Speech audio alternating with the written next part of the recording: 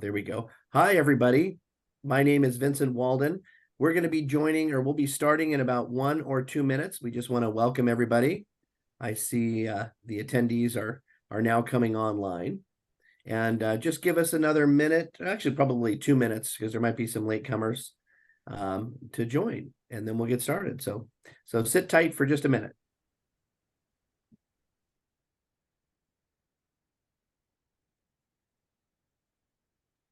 And I got my coffee, although my background makes it disappear. So I'm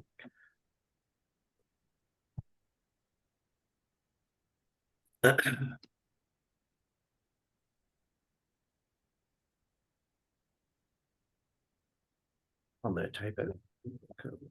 Everyone, we will get started.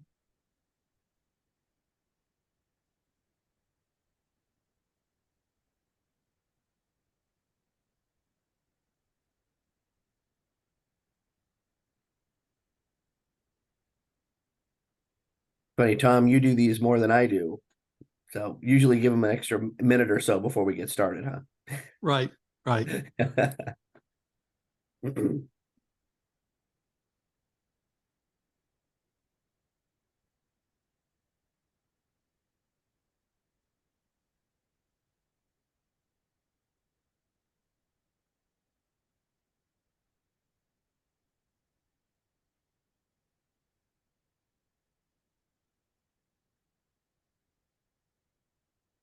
Okay, I see the attendee list is still just growing a little bit consistently. I'll wait for it to level out and we'll get started in about 30 seconds or so. So appreciate everybody waiting, and we'll get started here very soon.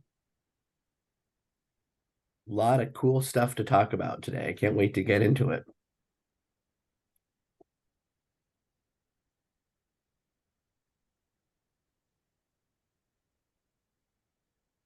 And all right, I think I'm showing about a minute after.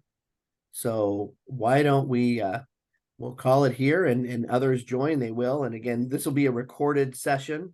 So we will be able to make this link available for anybody who has registered or cannot see it. So with that, let's get started. Welcome, everybody. Thank you very much for giving us your time for this hour. It might be a little bit less than an hour, but we'll be around there. My name is Vincent Walden. I'm CEO of konaAI. We're a leading compliance and anti-corruption, anti-fraud monitoring platform used typically by mid to large corporations with global risks around anti-corruption, sanctions and trade compliance, anti-fraud, and the like. With me is Rayne Towns, Global Head Risk and Compliance Monitoring for Nokia. Welcome, Rayne. Glad to have you. Thank you. And Thanks for having me. Yeah, and also Tom Fox, who many of you know as the voice of compliance. Tom, welcome, and thanks for joining. Thanks, Vince. Really happy to be here with you and Rayne. Yeah.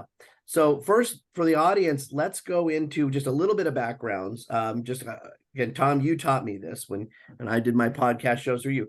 People want to know a little bit about the individual. So again, I'll go first. I'll be moderating this panel discussion with Rayne and Tom. I'm, again, as mentioned, I'm CEO of konaAI.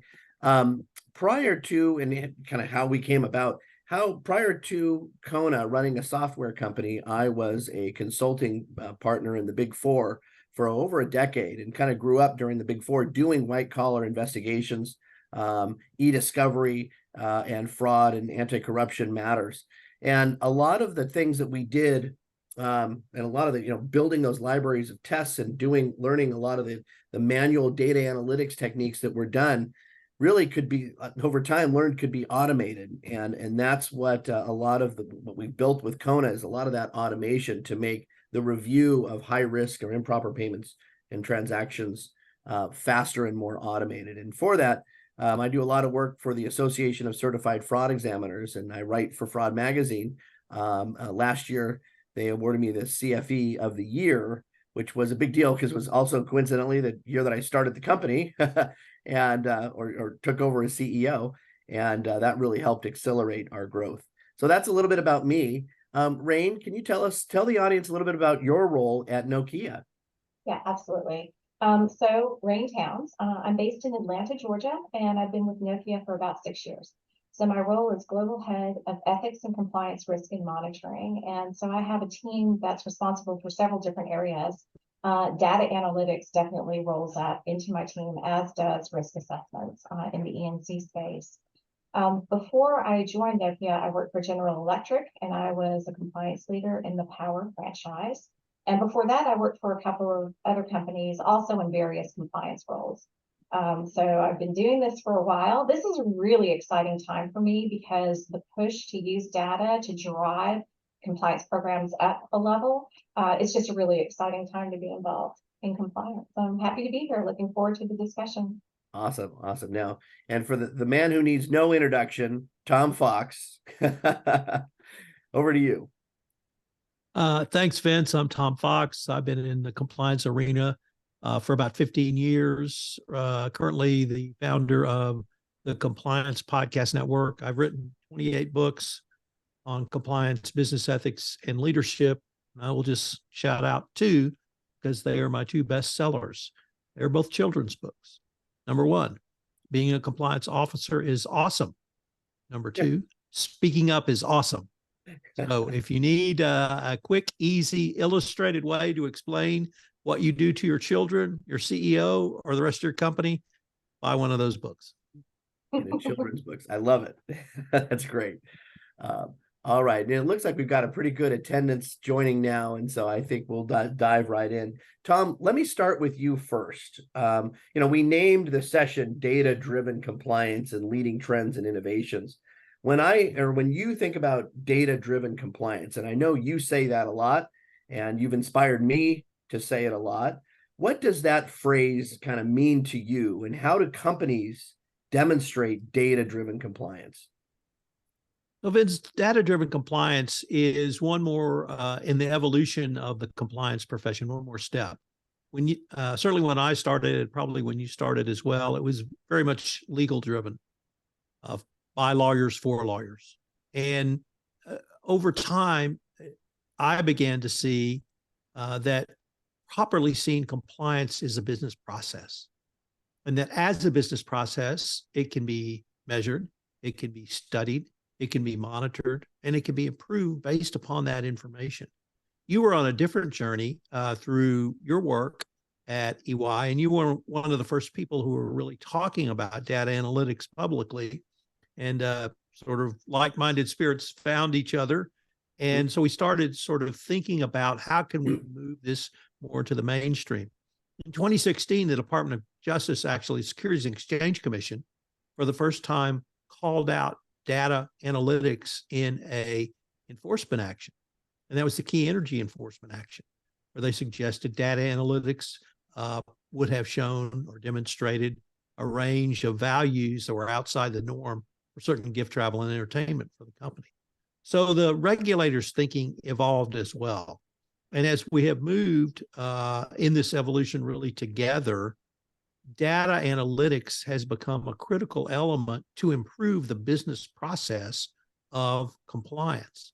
Now, this does not mean that data is going to take over or data is even number one, because you have to have the human element. You have to have someone who can interpret the data and then use that data going forward. But I really advocate properly seeing compliance as a business process, and data-driven compliance allows you to do the things that I mentioned a little bit earlier. It allows you to measure it. It allows you to monitor it. It allows you to improve it all in a documented fashion so that if a regulator ever comes knocking, you can demonstrate to them not only the effectiveness of your compliance program, but how you are moving it forward. Awesome. And, I love that compliance as a business process. It's not a start and stop type thing. Rayne, what's your thoughts? And again, in the companies that you've worked with and leading companies like Nokia and GE and others. So what's your thoughts? What comes to mind when you think about data-driven compliance? Well, I see it as, another table leg, right? So you have training and you've got processes in place for things like pre-approvals and, mandatory reviews for due diligence and the like. But where I see data coming in is trying to tie those together and making sure that's all working like you think it is. So I wish I could say every one of our processes is absolutely automated, but we would like to get there. but that's not where we are right now. So our compliance program and controls do include some manual touches, and data is the way that we are checking to make sure that there's not a lot of gaps there. And if there are, right, that either makes a case for budget, to get them automated, or it drives more accountability and drives information, actionable information on where we need to do more training. So I just see it as another way to shore up the compliance program and the effectiveness of the compliance program as an initial start. I mean, I think there's more to come, which I know we'll talk about a little bit later, so I don't want to jump ahead. But that's where we're really looking at it a lot right now today. Yeah, and agree. And don't worry, for the audience, we're going to dive into exactly what do we mean by data analytics and what elements, what should we be measuring and what should we be looking at, but we'll get to that in a minute. I'd like to maybe kind of on that same theme, Rayne, can you give us a couple of success stories or examples that stick out in your mind of companies that you've seen that primarily did it well or had some good recoveries or good or credit given? What comes to mind? Well, so we've been using it. I mean, I think probably almost everybody in this webinar we're already using data, right? It's not like we just started using data in 2016. I think the challenge is using data more effectively and using more complex groupings of data to trigger actionable deliverables that we can look at more closely. So we've been using at Nokia, we've been using data for a very long time to do monitoring work, to make sure that our control points and our processes are being followed out in the field. Where we really want to move is to be more, a lot of people, I'm sure we're all doing the historical snapshot in time, right? So here are all of our commercial third parties. Let's check to make sure that they've all gone through due diligence. Do we have any gaps? Then let's close them and figure out why the process didn't work if we do have gaps. And so then we've moved to real-time monitoring, which is where we're really spending a lot of time now. So we're actually getting data in and we're doing real-time comparisons to make sure that we're catching things as early as possible in the process so that we can be ahead of the curve and we can avoid any misses. We can avoid doing business with a company that maybe for reputational reasons, we don't want to do business with them. So the real-time monitoring is helping us make sure our controls are working and our gaps are closing.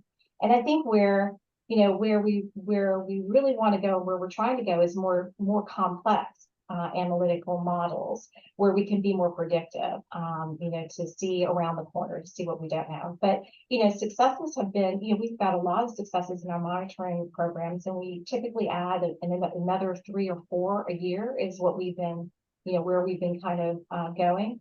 And it's things like, making sure all of our hospitality is getting pre-approved.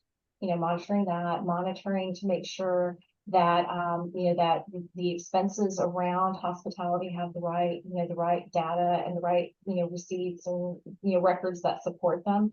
We're also using it to make sure that in transactional monitoring from Salesforce, that all of our commercial third parties are being identified, that they're all being run through due diligence, including transactions. We actually review higher risk transactions as well. And making sure that within CRM, so it's a manual process when the sales leader is putting in information, that they're accurately reflecting the type of transaction it is based upon the commercial parties that are involved. So, those are success stories that we've had recently. There are more, but it's really interesting what you can learn once you put data to work for you. Yeah. And, that holy grail of being able to identify and flag and stop a potentially improper payment before it's paid. And you mentioned that real-time concept, and you don't necessarily have to be almost real-time. You have to be within 30 days time or whatever your payment terms are. And so, for example, if you pay your vendors on net 30 or net 60 days, then you got 60 days to stop the payment.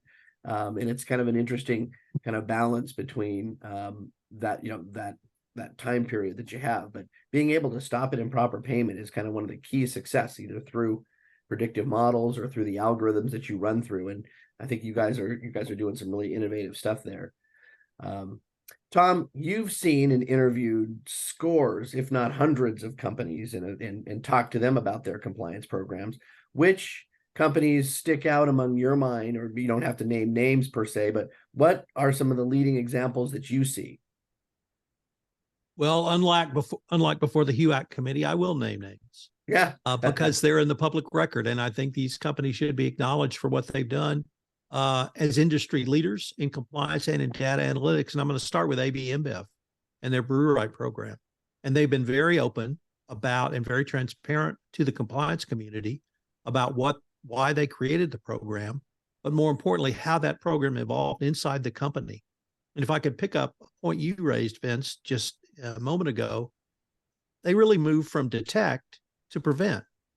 And the cost savings in moving from detect an improper payment to preventing an improper payment are not just the cost savings of that payment. It's all the associated costs with having to go back and get the payment, potential legal costs, potential reputational issues, potential bad will, stakeholder issues. So when you can move from a detect to a prevent, that's where your savings go up exponentially. And AB InBev has been, as I said, very open, made several presentations over the years on their program. But the second one I'd like to call out specifically happened a couple of weeks ago, at least I found out about it, and that's Albemarle, who had a major FCPA enforcement action. But the Department of Justice, in resolving the case through a non-prosecution agreement, or NPA, specifically called out the company's use of data analytics in their remediation efforts to overcome the events and issues which led to the original FCPA matter. And this was the first time I recall a company being called out in a settlement document or a resolution document for their data analytics program. And so I think this was very significant. The DOJ is clearly sending a message. First of all, I'm going to give another shout out to Albemarle for doing this. So kudos to them, their CCO, and their program. But equally important for everyone on this webinar, Vince, is the specific acknowledgement by the Department of Justice. The DOJ always telegraphs what's important to them. And starting in 2020, with the 2020 update to the evaluation of corporate compliance programs, they said the CCO must have access to all data across an organization. No, you may have data silos, but a CCO has to be able to punch through all of those data silos. So to me, it's a natural progression from 2020 to this Albemarle FCPA enforcement action, where the DOJ specifically stated, not just clearly said, specifically stated their data analytics program allowed them to move forward with the remediation. And I think the critical part, Vince, is that they were not required to have a monitor.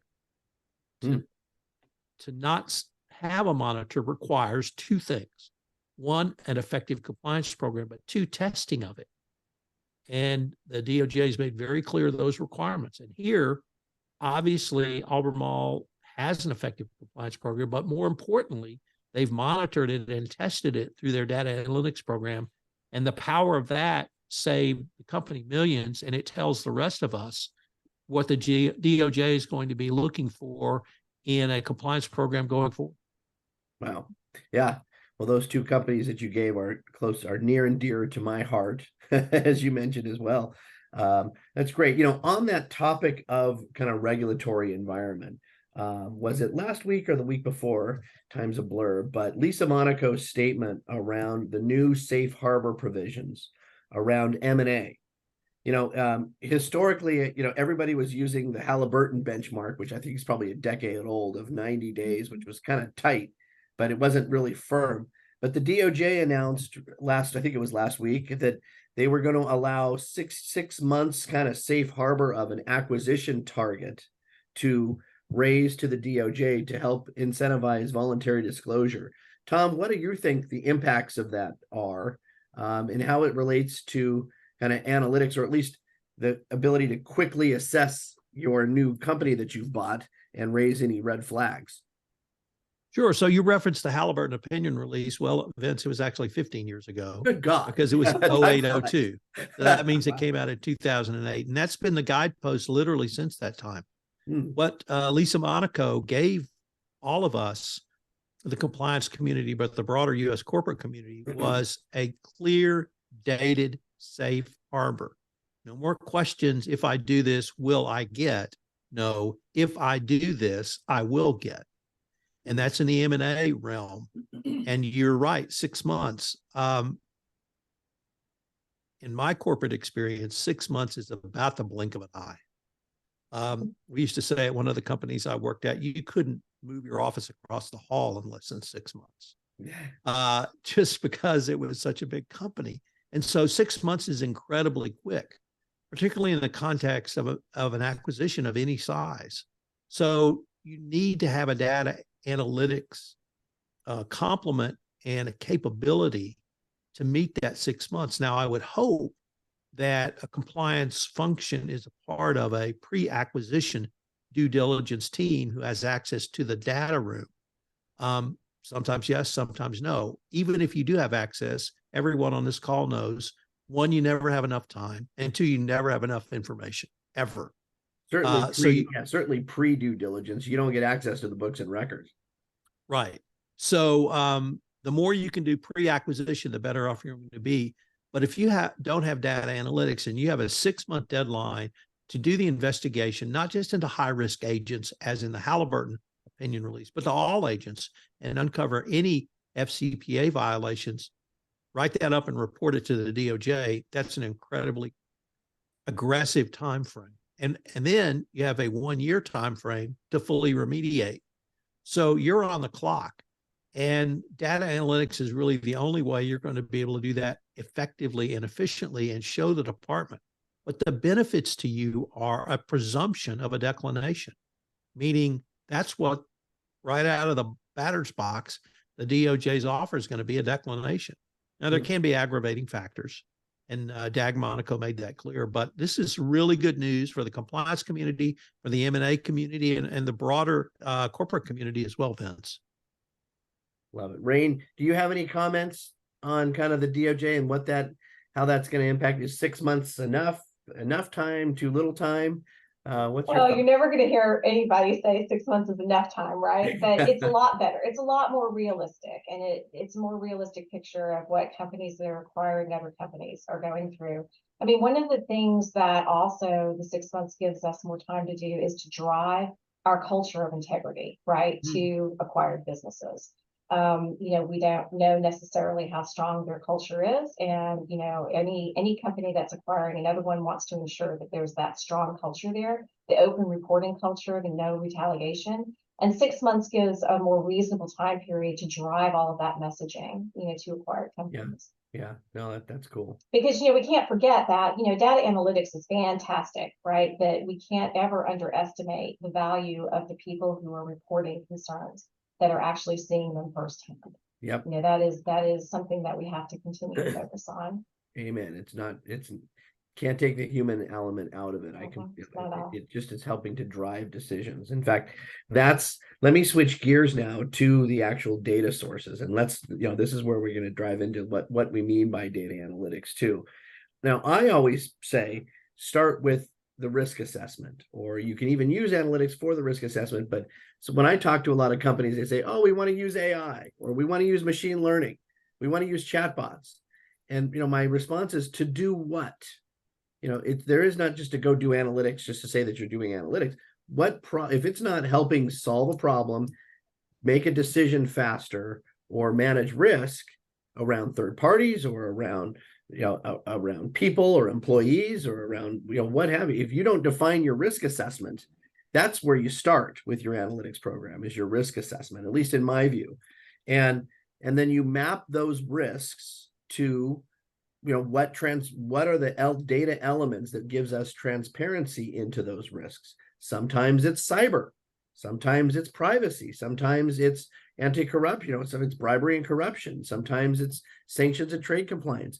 It depends on the industry and the business. So really, my message to the audience is, start with your risk assessment. Rayne, when you think about data analytics and where you start, or what kind of risks do you think about? And again, not to go into any detail around any, in your world, but how do you map that exercise to what data sources are you particularly most interested in for running analytics? So we've had a really robust risk assessment process within ethics and compliance for a while now. we use a lot of data that feeds into that, and we're fortunate that we have direct access to a lot of data, and it's data from finance and internal audit and from HR and various sources, which is great, and that all feeds into our risk assessment process. Where we want to move that is to take outside of the quantitative data, to take the things that you can't really put a number on, right? And so a lot of that is sources from external sources about all the geopolitical issues we're having now. Not only the DOJ resolutions, which is Tom so well articulated, that really kind of demonstrate where we need to be looking and where we need to be going, but also from other things such as government agencies. I mean, you look at all of the material that has been put out into the public regarding the evasion of Russian sanctions, right? We all need to be looking at that. And that needs to be informing us as well of where our risks might be. That might not be from a number, a metric, from a specific data source. But once we get all that and we look at our risks, then that does inform us on where do we want to do more monitoring? Where do we need to use data to be more effective? And one way that we'll do that is with, we'll use data to trigger training at just the right time that a person might need training.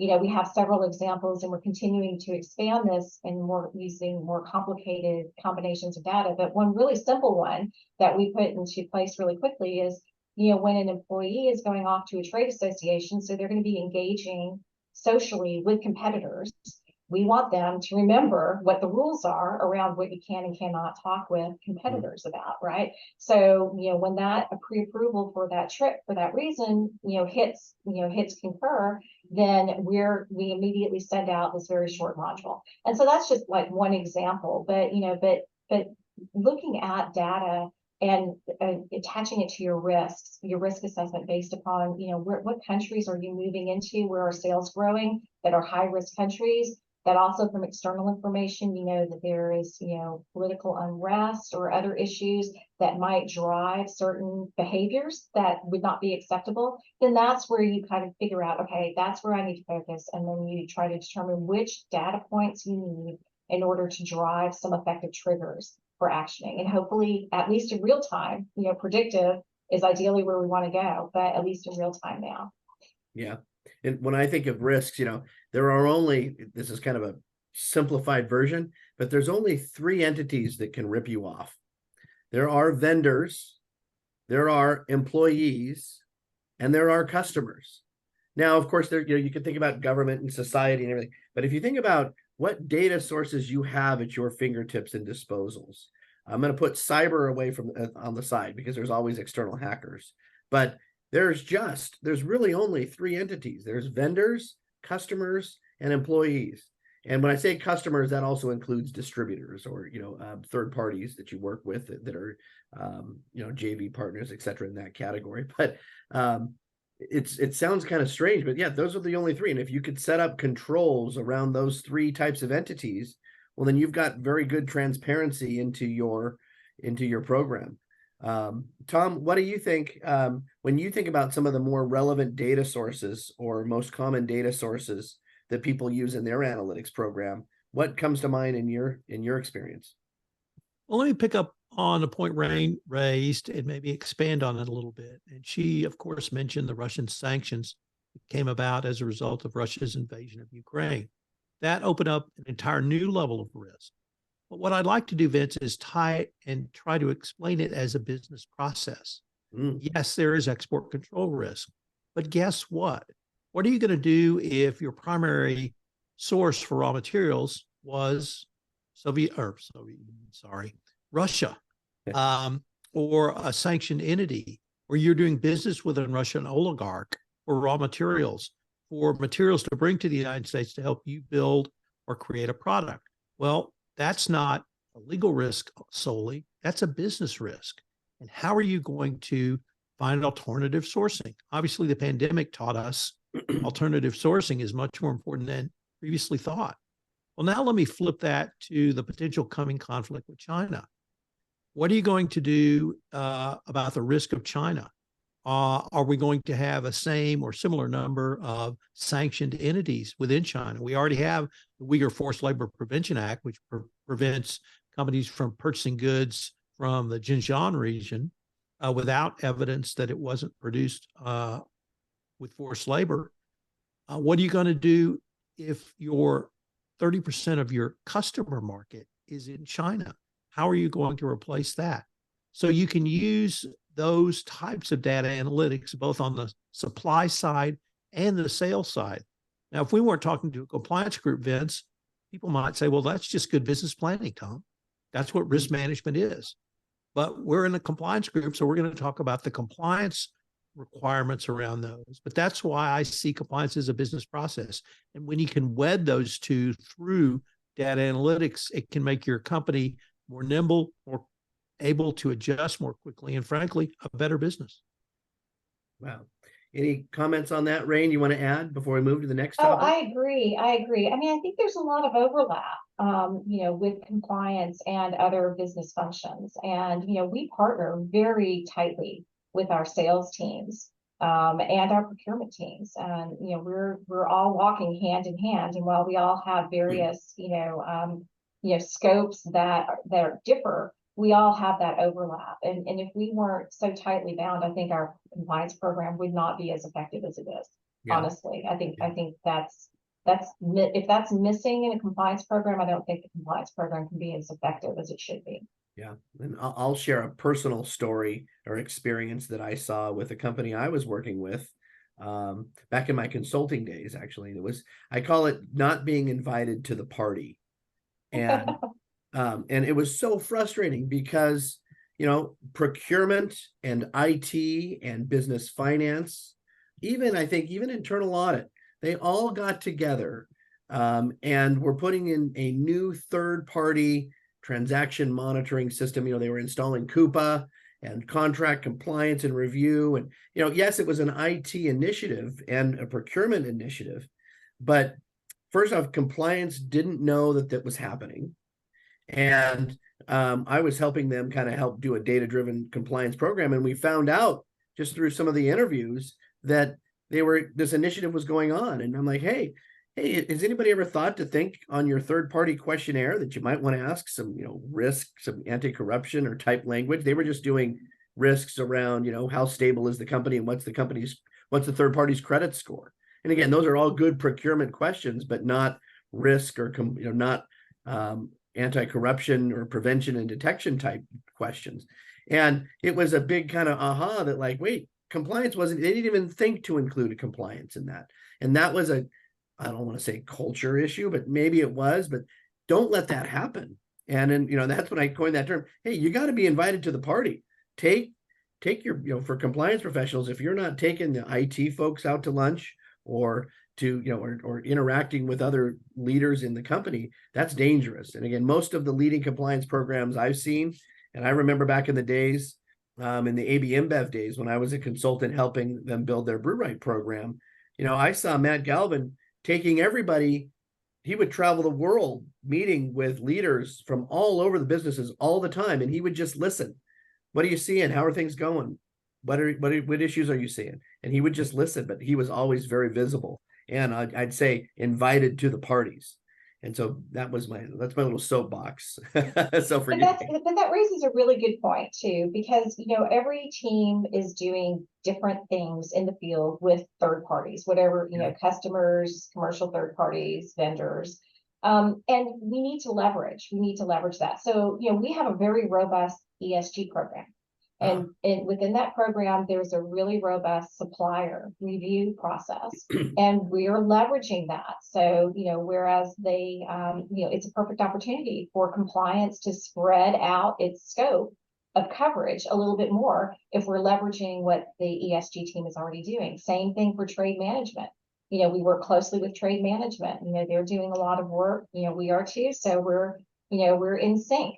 Partnering with internal audit, that's another one where compliance can, have a bit larger scope, leveraging work that's already being done by another team. Yeah, but you have to have those connections to do that, right? It doesn't happen. You got to just know exactly. And then on that ESG party example, there are scores of great compliance tests that can help in that program. Yeah. Hey, if you're monitoring vendor payments, how much fuel spend have you gone? Or look at, how much in, in travel or fuel, in things that emit carbon, whether it's fuel purchases or other types of accounts that you can look at to quantify those types of issues, or how much, how much charitable things or how much ESG initiatives have you spent? And when you're doing an effective compliance program and monitoring transactions, you can actually provide those data points to the ESG stakeholders, and so there's all sorts of things that compliance can have can add value to those types of groups. Tom, before we move to the next topic, which is innovation, do you have any closing thoughts on applications or data sources? It's just that compliance has to have access to those data sources now. That's the DOJ requirement. And if you find yourself with a regulator knocking and your answer is, well, I didn't have access to that, that's not going to be acceptable. So the DOJ has really brought the hammer down, and I hope compliance officers are using that in their discussions with their colleagues. Yeah, no, good point. All right, well, the fun part, well, this has all been fun, but the part I'm super passionate about is on innovation. The huge buzz, well, and again, it's always a buzz, and there's always going to be something new. 10 years ago, it was big data. Oh my God. And then it was machine learning. Oh my God, everybody got to have machine learning. Now it's generative AI. And what's this ChatGPT? I guarantee 2 to 3 years from now, there'll be something else. And if anybody knows from any of the tech companies on what that is, call me, because I want to be prepared for it. But there's always a buzz. And it always makes it exciting. And the technology professionals and the software companies, the big software companies, they always make sure something's in the pipe. But this generative AI and AI is pretty interesting and practical. And I'm going to show an example of it in a minute. But when I think about innovations, or when you think about innovations around generative AI, Tom, what are you seeing kind of are the more interesting applications, or what have people been talking about in your compliance circles that you talk to about ChatGPT or generative AI? So Vince, I don't want to sound pedestrian, but in many ways, compliance professionals are still asking questions like, great, I have access. What does it mean? Can you give me a chart? Can you visualize the data you have just run for me so that I can figure out how to use it? Because remember, you may be dealing with a lawyer. We all know what that means. So in many ways, it's still visualization. It's still, how can I use this? But let me pick up on a couple of points you raised earlier, because it really struck me. And that is in your accounts payable for your vendors. And then some compliance issues around gifts, travel, and entertainment, marketing spend, charitable donations. Why can't you run it 15 days, every invoice that's come in, to see if there are anomalies? You don't have to specify a specific amount that Tom Fox has billed at $5,000. But if Tom Fox has billed $1,000 to your company over the past 12 to 18 months and an invoice comes in for $5,000, let's look at the backup documentation to see that, because that's an anomaly. It's outside the standard range. And I really hadn't thought about 30-day payment terms, but that's absolutely brilliant. Run it at 15 days, run it at 20 days and just see, are there anomalies? And it doesn't mean something's wrong, but it may mean you need to look at the backup documentation. And it may mean a further investigation, like a phone call. Hey, Tom, why are you billing $5,000? I can't really see it in your backup documentation. Did you have a big project? Was it something unusual? Something like that. That's a preventative step. That's an accounts payable. But now take that concept over to pre-approve or request for pre-approved GTE. If you are bringing people to the United States or paying for travel, what's the cost? Is it out of line with what you've seen? And the same with charitable donations. Have you made an anomalous, meaning outside and standard A to Z range for charitable payments? Every corporation has a charitable donation group. They don't make payments without, at least I hope they don't, without a written submission of who the charity is, what the payment amount is, and what it's for. Well, with data analytics, you can run those once again every 15 days, every 20 days, so that you move from preventative to, from detecting to preventative. And that's really some of the basic power I see right now. If let me go back to AB InBev with their machine learning.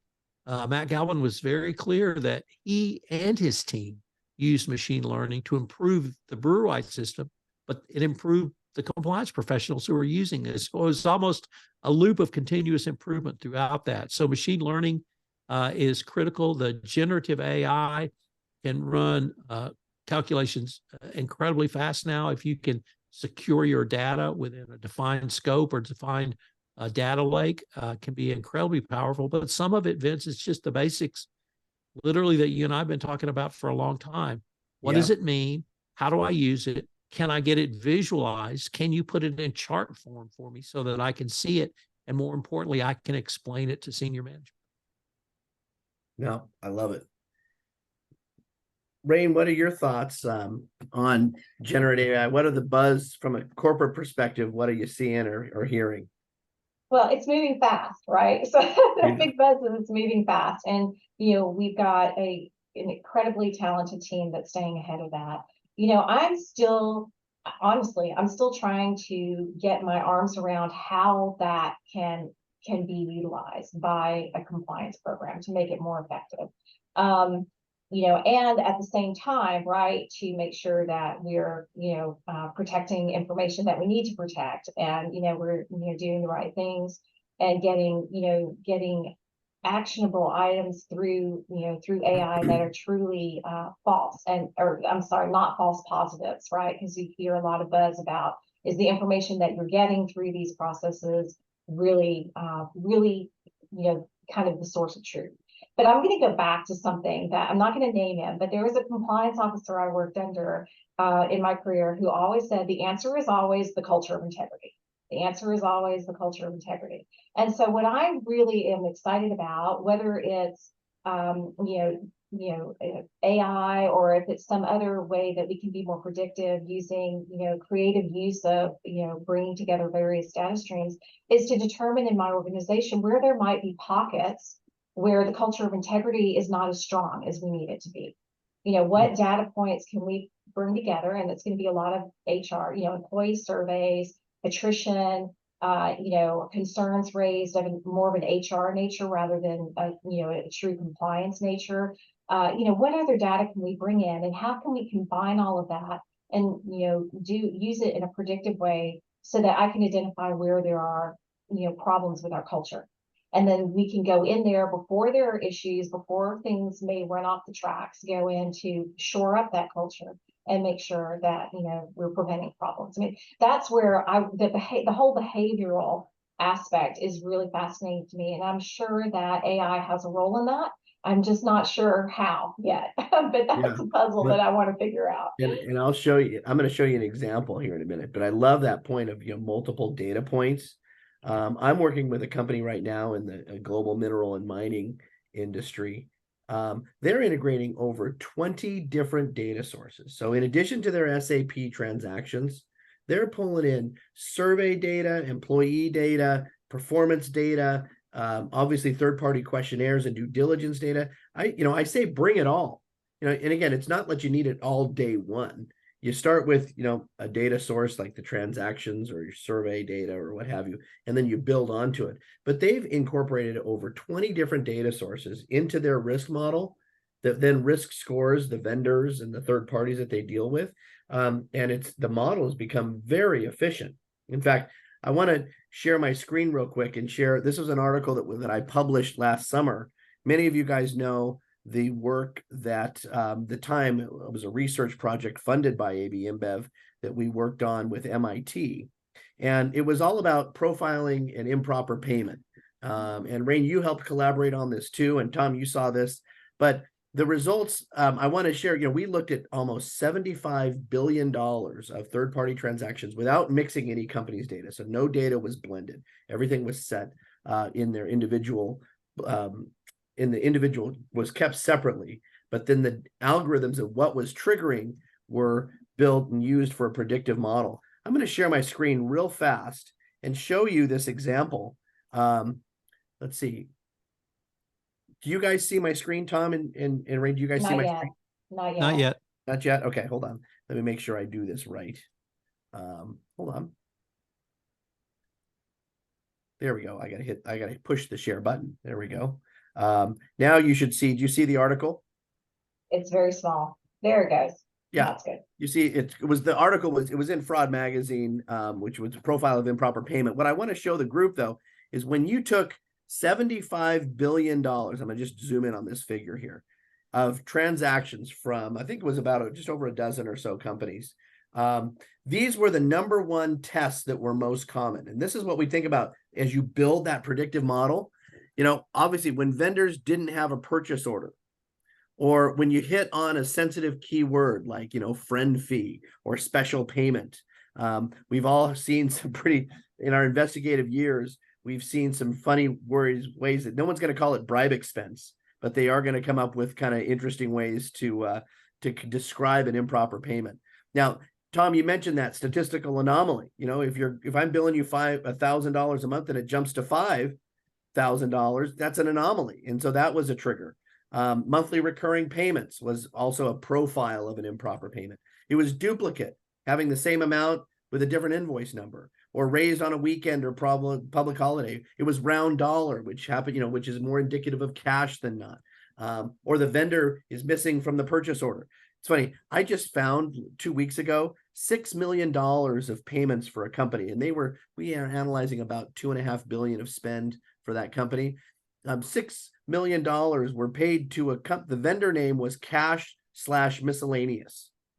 So it was like a one-time vendor type of name. It was just a catch-all which means basically I've skipped the due diligence, but there were over 100 transactions to payments made to the vendor name, you know, cash/miscellaneous. What the heck? If I'm going to steal money from the company, that's the vendor I'm selecting. So this is just an interesting example. The other thing, while I'm sharing my screen, I want to show you an example for the audience of what we mean, an example of generative AI and how it can be used. Again, if it's not making life easier and more intuitive and helping the end user make decisions, then why bother? And here's an example of what the chatbots are coming. This is the future. Again, it's being built now, but I want to show you something that we're working on. And you know, probably Q1 it's going to be coming out. I presented this at the ACFE too, but you'd be shocked at how well pointing a large language model at transactional data can be. Now, and again, here's a typical, you know, this is what a typical viewer dashboard. You see the risk assessment, where transactions are.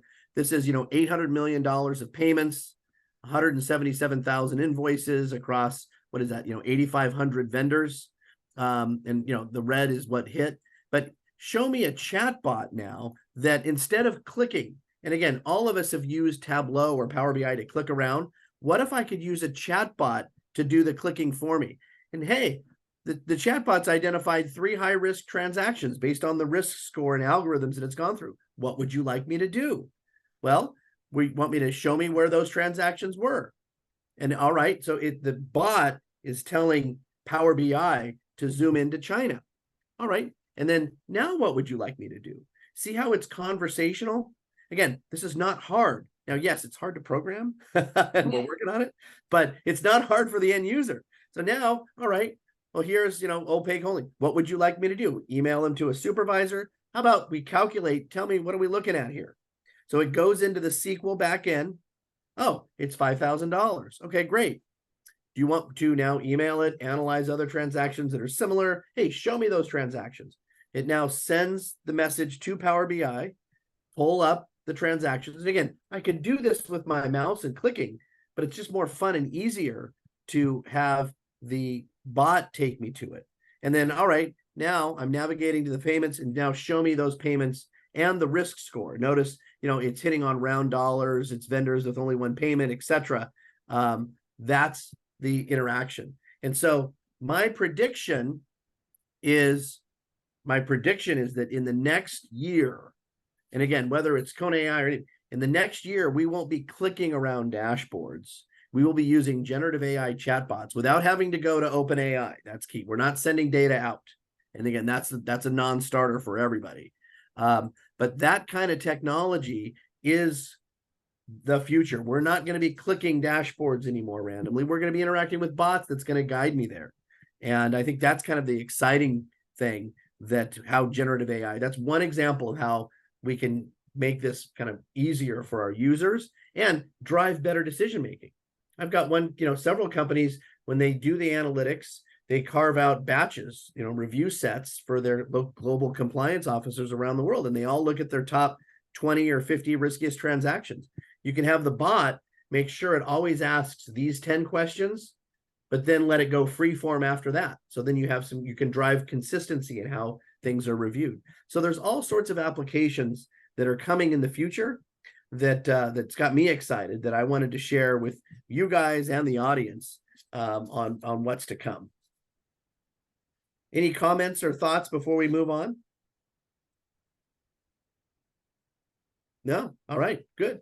Now I did stop sharing my screen, right? We're back? Yeah, we're okay, back. Good. Yeah, making sure. So one of the last things, we've got about 10 minutes, I want to touch on is, budget approvals and getting budget. As you know, we're in October, we're in Q4 2023. People are talking about goals and setting goals and budgets for 2024. My team and I did a little survey, just a little LinkedIn survey, and it was, by no means statistically, significant or sound or valid, but we asked several CFOs or people in the finance CFO function, what were the top factors a CFO considers when reviewing budget or technology approvals from chief compliance officers or heads of internal investigations. When you make your pitch or you submit your budget approval, what is the CFO thinking? And the responses were, what's most important? What was the number one criteria? Now, granted, the number one risk was legal risks and fines. It was keep your business out of trouble. And it was 39% of the respondents. So that was the number one, which we would expect. But interestingly, both at 28%, fraud prevention and recoveries, which is finding hidden money, was 28%, as well as improved internal controls was another 28%. What was very low was enhanced culture of compliance, 6%. Now, again, don't take this as a great major survey or anything, but it was one of those LinkedIn surveys that we did. What that tells me, though, is yes, legal risks and fines, the CFO is kind of looking to compliance to say, keep me out of trouble, keep the business out of trouble. Yes.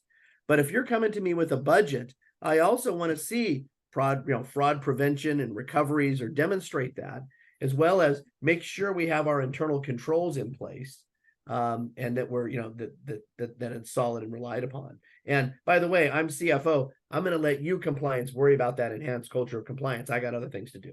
And that's kind of the general thought from that little survey that we did.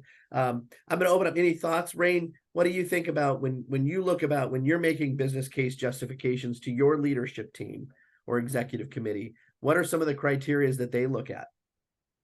Well, I think you have to know your audience, right? Because they all approach it differently. So someone from the finance organization, if they're the ones that are holding the pocketbook, someone from the finance organization would definitely be looking at this differently than my chief legal officer, right? So you have to, I think you have to be flexible in how you market what you want to do. If you need some big numbers to support some technology. And these stakeholders that you've mentioned aren't the only ones that we have to convince. You have to convince the IT department, because when you're talking about complicated data streams and algorithms, that the IT department is going to have to figure out how to take information from different platforms and get them all talking to each other. Because flat files are one thing, but flat files of information aren't going to give you anything. Right. So you have to have the IT architecture behind it. And this is where I'm really starting to speak out of my scope. But I know that needs budget. And, the IT department, our IT team has to, be sold on what we're doing as well. And the value add is, why is this a priority out of all of the asks that are coming to IT? Right. So, and depending upon the money, right?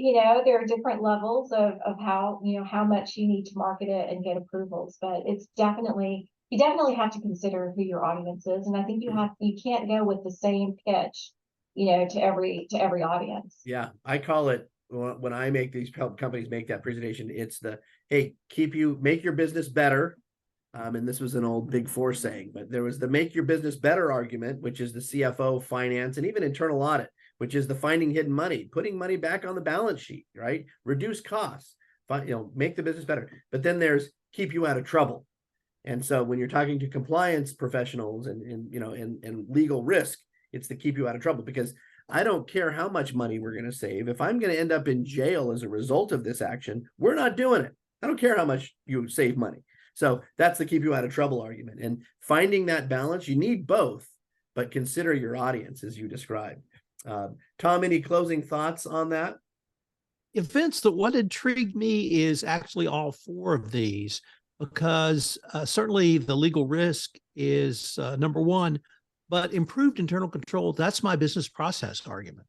And if you can have greater and more effective compliance equating to more efficient internal controls, you're going to have greater ROI. Now, you've talked to us several times about fraud prevention and recoveries, and that's recovery, of monies. So my argument would be, we're going to keep you out of legal risk. We're going to get you money back. We're actually going to make you more money. And we're going to answer what the DOJ says is the most important analysis, which is culture. And we're going to get that from one product or one suite of products, and that's going to be data analytics. So we're going to prevent, we're going to add to the bottom line by fraud recoveries, and we're going to make us more efficient and more profitable by moving to data analytics. No, I like it. Well, we have about less than 3 or 4 minutes left. Rayne, do you have any closing thoughts for the audience? No, just that it really is, it can be overwhelming, right? The journey to data analytics and the increased use of data in our compliance programs can definitely be overwhelming. And I've had those mornings where I wake up and I'm like, oh my gosh, because there's so much that can be done that you really have to prioritize. And, the first steps, I think, are the hardest, because that's where you're asking for money for something that's, you could say is untested, right? When you're first starting to walk into more complex data analytics, that really is going to take budget and resource time. So I think you have to think about your problem. What problem do you want to solve? Solving that problem, what is that going to benefit? How is that going to add value to the company? And then you have to determine, what do you need? What are the minimum requirements that you need to get the data analytics running to solve that problem? And just starting, one at a time. Right. That was one of my strategies too. When we sell this compliance software monitoring platform, I say, look, let me pilot it for less than 50K, sometimes, 30, 40K, to be able to analyze 100% of all your transactions. Give me 2 months. And if I can't find you a couple $100,000 or several $1 million of recoveries to make the business case, then what are we doing? And again, what's fun is that when you're analyzing hundreds of millions or billions of dollars of transactions, you will find something, especially through some of the advanced algorithms that are out there today. You will. It's just the law of numbers. And hopefully it's just internal fraud, right? Hopefully it's not government, but being able to give that transparency, and again, bite-sized chunks. I totally agree. Let's not boil the ocean. Brew-Right started with 2 countries. It wasn't 15 different ERP systems and 100 companies day one. It was 2 countries, was what they started with, and then they expanded from there based on the success. Tom, any closing thoughts on your end? It is not simply a must-have; it's table stakes. And if your company does not have a data analytics, or you're not moving towards data analytics, you're at risk. A regulator comes knocking and you don't have these capabilities, they're going to want to know why. And then you're going to say, well, I don't have the budget. And then they're going to say, how much did you spend last year on yellow sticky pads? $1.5 million company wide? What's more business critical? A data analytics program for compliance that protects the company, that returns money to the company, that makes you more business efficient, or $1.5 million for yellow sticky pads? This is me dropping the mouse. Well said, Tom. Wow. Everybody, hey, we are very grateful. Thank you, everybody, for staying on. Great attendance. If you have any questions, please shoot me an email and I'll make sure I get it to Rayne and Tom. My email address is vwalden@konaAI.com. And again, thank you very much for your time. Great webcast, you guys. So informative. Rayne and Tom, appreciate your time. And everybody, have a great rest of your day. Thanks all. Thanks. Bye.